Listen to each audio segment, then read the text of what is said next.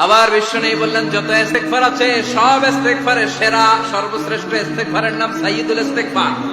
কি নাম? সহিহ বুখারীর বর্ণনা। শাদ্দাদ ইবনে আউস রাদিয়াল্লাহু তাআলা আনহু বর্ণনা করে বলেন, কেউ যদি দিনের বেলা একবার সাইয়্যিদুল ইস্তেগফার পড়ে, ওই দিন যদি লোকটার মৃত্যু হয়ে যায়, মুহূর্তের মধ্যে লোকটারে জান্নাতি ঘোষণা দিয়ে দিবে কে?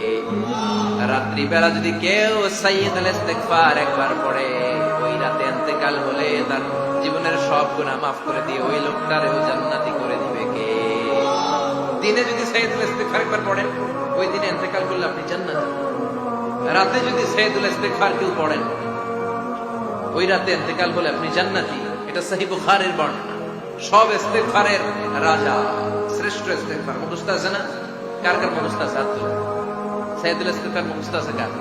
মাশাআল্লাহ, তাবারাকাল্লাহ। এটা আপনাদের বাড়ির কাজ দিলাম। যাদের মুখস্থ নাই তারা গুগলে সার্চ করবেন সাইয়্যিদুল ইস্তেগফার, লেখামাত্রই পেয়ে যাবেন। বইতে আছে, বিভিন্ন ইসলামিক দোয়ার বইতে আছে, গুগলে ইউটিউবে সার্চ দিলে পেয়ে যাবেন। এই সাইয়্যিদুল ইস্তেগফার প্রতিটা মুমিনের অন্তরে থাকার দরকার আছে না নাই? আল্লাহুম্মা আনতা রাব্বি লা ইলাহা ইল্লা আনতা খালাকতানি ওয়া আনা আবদুক ওয়া আনা আলা আহদিকা ওয়া ওয়া'দিকা মাস্তাতা'তু আউযু বিকা মিন শাররি মা সানা'তু আবুউ লাকা বিনি'মাতিকা আলাইয়া ওয়া আবুউ লাকা বিযামবি ফাগফির লি ফা ইন্নাহু লা ইয়াগফিরু যুনুবা ইল্লা আনতা। সুবহানাল্লাহ। এটার নাম সাইয়্যিদুল ইস্তেগফার। এটার নাম কি? কত হাবিজাবি দোয়া যে বানায় বানায় পড়ে তার শেষ নেই। বিশ্বনবী যে দোয়াগুলো শিখায় দিলেন, এগুলো পড়তে সালাত শেষে 1 ঘন্টা সময় লাগবে আপনার। 1 ঘন্টার আগে মুসল্লা থেকে ওঠার কোনো সুযোগ নাই। চিল্লায় বলেন ঠিক কিনা? বিশ্বনবী সালাম ফিরিয়ে আওয়াজ করে পড়তেন আল্লাহু আকবার, 3 বার পড়তেন আস্তাগফিরুল্লাহ, 33 বার সুবহানাল্লাহ, 33 বার আলহামদুলিল্লাহ, 33 বার আল্লাহু আকবার। এরপরে পড়তেন লা ইলাহা ইল্লাল্লাহ ওয়াহদাহু লা শারীকা লা লাহুল মুলকু ওয়া লাহুল হামদু ওয়া হুয়া আলা কুল্লি শাইইন কাদির। সুবহানাল্লাহ। একবার আয়াতুল কুরসি পড়তেন। মান খারাব আয়াতুল কুরসি দুবুরা কুল্লি সালাতিন মাকতুবাতিন লাম ইয়ামনাহু মিন দুখুলিল জান্নাতি ইল্লাল মাউত। আয়াতুল কুরসি মুখস্থ না সবার? প্রত্যেক ফরজ সালাতের পরে কেউ যদি একবার আয়াতুল কুরসি পড়ে, তার জান্নাতে ঢোকার ক্ষেত্রে আর কোনো বাধা নাই, একটা জিনিস ছাড়া, সেটা হলো মরণ, মৃত্যু। লোকটা মরে না তাই জান্নাতে যায় না, মরলেই জান্নাত। আয়াতুল কুরসি পড়বেন তো?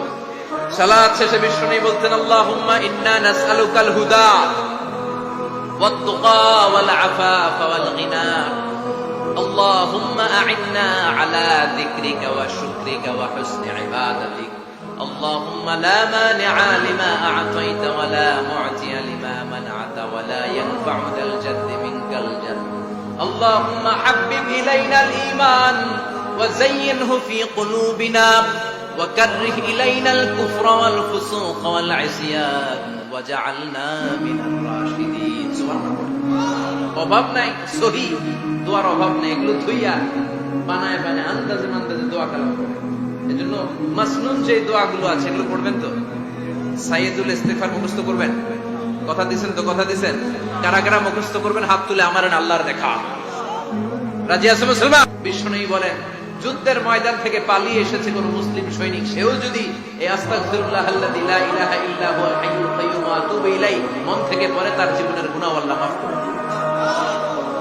আবার সাইয়েদনা আবু বকর, সহিহ বুখারীর বর্ণনা, বিশ্বনবী বললেন ইয়া রাসূলুল্লাহ আল্লিমনি দুআআন আদউ বিহি ফি সালাতি। ও নবী, আপনি আমারে এমন একটা দোয়া শিক্ষা দেন যেই দোয়াটা আমি নামাজের মধ্যে পড়ব। বিশ্বনবী বললেন তুমি নামাজের মধ্যে পড়ো আল্লাহুম্মা ইন্নী যালামতু নাফসি যুলমান কাসীরা ওয়া লা ইয়াগফিরুয যুনুবা ইল্লা আনতা ফাগফিরলি মাগফিরাতাম মিন ইনদিকা ইন্নাকা আনতাল গফুরুর রহিম। সুবহানাল্লাহ। এটা আমরা বলি দোয়ায়ে মাসুরা। এটাও একটা ইস্তেগফার। যেখানেই ক্ষমা চাওয়ার কথা আছে ওইটাই ইস্তেগফার। বুঝতে পেরেছেন? আল্লাহুম্মা ইন্নী যালামতু নাফসি, ও আল্লাহ অনেক জুলুম করেছি, যুলমান কাসীরা, জুলুমের শেষ নাই, ওয়ালা ইয়াগফিরু যুনুবা ইল্লা আনতা, আপনি ছাড়া এই জুলুম আর পাপ ক্ষমা করার কেউ নাই। ফাগফিরলি মাগফিরাতাম মিন ইনদিক, নিজ গুণে আমার গুনাহ ক্ষমা করে দে। ওয়ালা ইয়াগফিরু যুনুবা ইল্লা আনতা, আপনি ছাড়া পাপ ক্ষমা করার আর কোন সত্তা আছে? চিল্লায় বলেন আছে?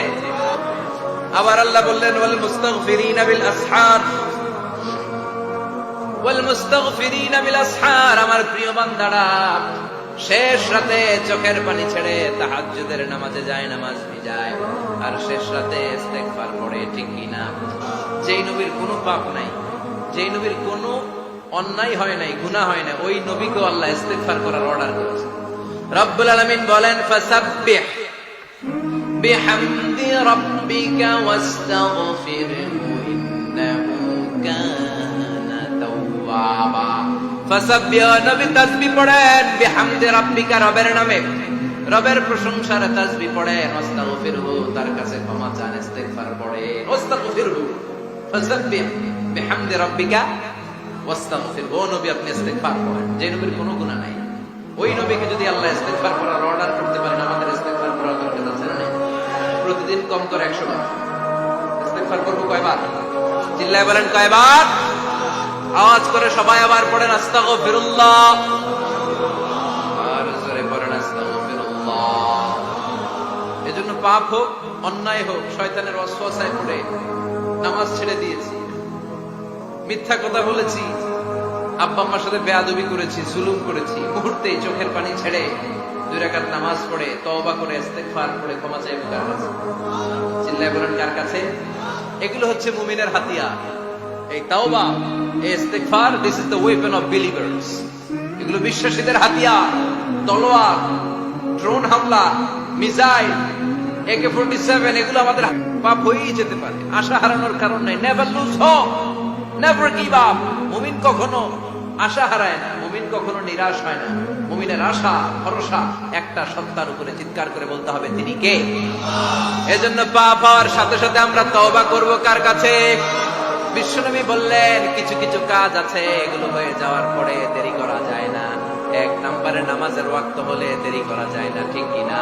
নামাজের সময় হওয়া মাত্র দেরি নাই। তাজহিজুল মাইয়িত, মারা গেলে লাশ রেখে দেওয়া যায় না, তাড়াতাড়ি দাফন করে দেওয়া। নামাজের সময় হলে নামাজ পড়ো, দেরি করো না। মানুষ মারা গেলে দাফন করতে দেরি করো না। বান্দা যদি পাপ করে ফেলে তওবা করতে দেরি করো। এজন্য পাপ করার সাথে সাথে তওবা করার দরকার আছে না নাই?